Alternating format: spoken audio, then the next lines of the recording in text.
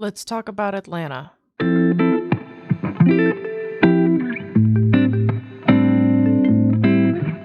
Wednesday, January 18th, the climate action community lost longtime activist who went by the name Tortuguita, or Little Turtle. A statement from Defend Atlanta Forest, Justice for Tort. We are devastated by the loss of our friend who was killed by the police. Tortuguita was a kind, passionate, and loving person cherished by their community. They spent their time between Atlanta defending the forest from destruction and coordinating mutual aid for the movement, and Florida, where they helped build housing in low income communities hit hardest by the hurricane. They were a trained medic, a loving partner, a dear friend, a brave soul, and so much more. In Tort's name, we continue to fight to protect the forest and stop Cop City with love, rage, and a commitment to each other, safety, and well being.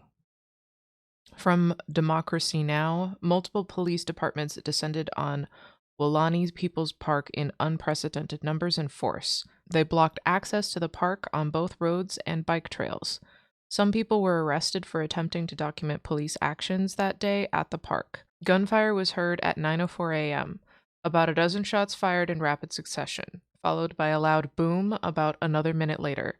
For hours after the murder of Tortuguita, police continued to hunt, assault, and arrest our brave forest defenders. The media storm has been nothing short of chaos. There are multiple statements being put out by the police in Atlanta saying that Tortuguita shot on the police first, but are refusing to come forth with body cam footage to back up these claims.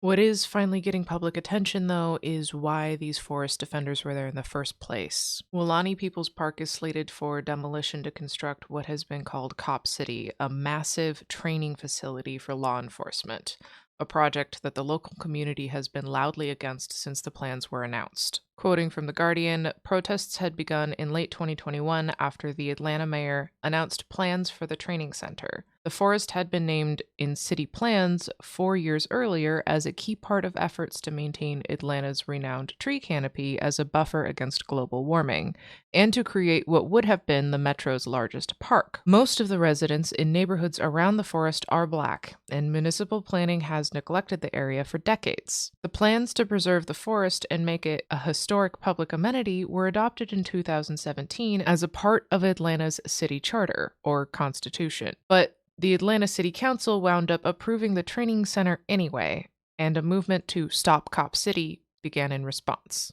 The Stop Cop City group on Instagram shared this call to action, which I will add right here, for anyone who would like to voice their outrage for the conduct of law enforcement and to demand an end to the Cop City project. Solidarity vigils and marches took place all over the weekend, with clashes between police and protesters escalating in Atlanta. This is a glaring example of a government that refuses to listen to its constituents. Atlanta, the answer is plain and simple: cancel Cop City.